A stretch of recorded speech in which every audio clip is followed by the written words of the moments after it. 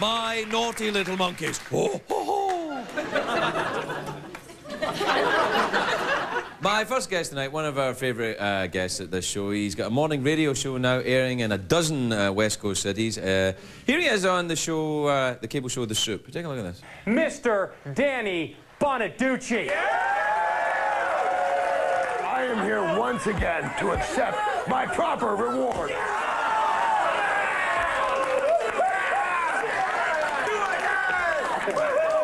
But there's one thing you've forgotten, Mr. Know-It-All. I'm almost out of boards. Danny Bonaduce, everybody.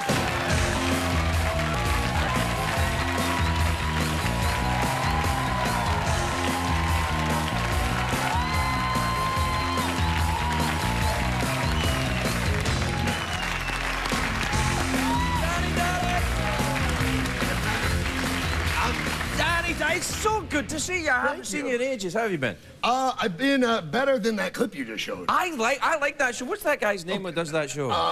Oh my goodness, it escapes me right now. Right, He's on our show all the time. Yeah, he's a good friend of my show. I'm terribly sorry. All right, well, Joel. He's funny, that guy. Yeah, he is when he's not being an ass. Yeah. They called me up and they had seen Breaking Bonaduce. Right. And they had made fun of it 100 times. They said, "How are you going to top Breaking Bonaduce?" And we've got a great idea. It's called Baking with Bonaduce. Baking with Bonaduce. And it was a cooking show with a lookalike, and his wife was stirring a pot, and the guy that was supposed to be me is going, "Those cookies better be golden and delicious." Yeah. What kind of nutbag do you think I am, for God's sake? Yeah. So then they called me up, and that was the first ever Soup Award, because I have been on Talk Soup more times than any other living human being. Yeah. Because A, my show was insanity, and B, I come on shows like this and end up saying something ridiculous enough to get on Talk Soup. Yeah, well, it's one of the reasons why we love having you here. Thanks so much. Yeah. It's true, though. The problem was, they said, because they saw me break the boards and the bricks and the stuff on Breaking Bonaduce, and they said, "Will you break some boards?" And I said, "Yeah, but I'm not going to go stand in line at Home Depot. Here's what I need. I need 3/4 of an inch pine by 12 inches wide, and just get a 10-foot plank like a bookshelf and cut it in 1-foot squares. You'll have 10 of them." Right, I knew that. Of course I do. That's what I use.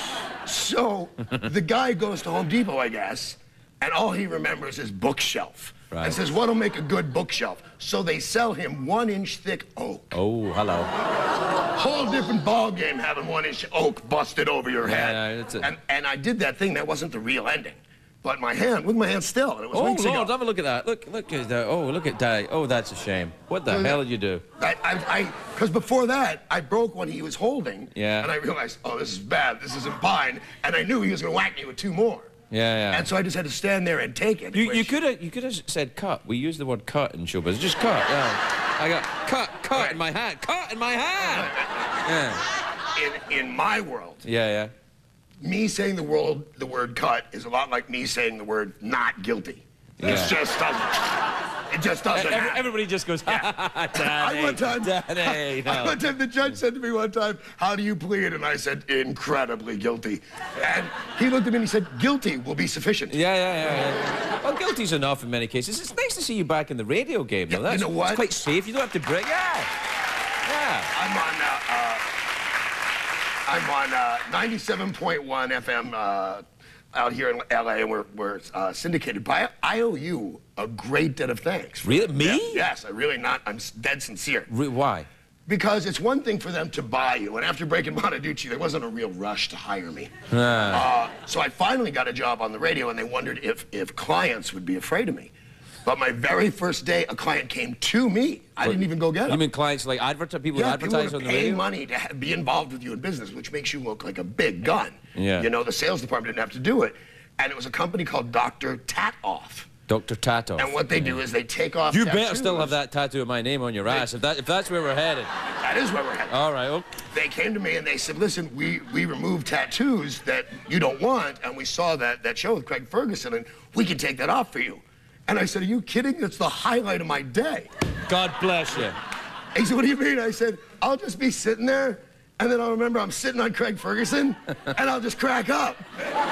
You know what? I got to tell you, in all honesty, you know what happens to me? Sometimes when I get a bit depressed, I'm at home, or I'm thinking, and I think, Danny Partridge has my name on his ass. That is the weirdest thing.